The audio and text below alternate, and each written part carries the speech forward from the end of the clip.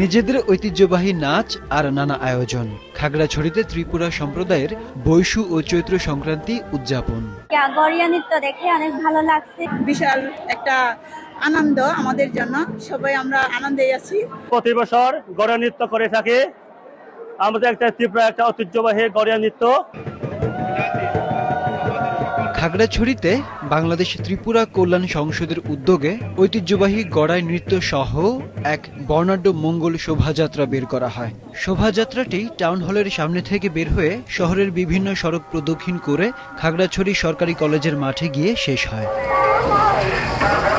খাগড়াছড়ি জেলা সদরের town hall প্রাঙ্গণে একটি মনোজ্ঞ সাংস্কৃতিক অনুষ্ঠানের আয়োজন করা হয়। খাগড়াছড়ি পার্বত্য জেলা পরিষদের চেয়ারম্যান শেফালিকা ত্রিপুরা সহ প্রশাসনের বিভিন্ন পর্যায়ের কর্মকর্তারা উপস্থিত ছিলেন। বিভিন্ন শ্রেণী পেশার পাহাড়ি বাঙালিরা উৎসবমুখর পরিবেশে এই সাংস্কৃতিক অনুষ্ঠান উপভোগ করেন। আরিফ উদ্দিন নবীন, মাছরাঙা, নিউজ ডেস্ক।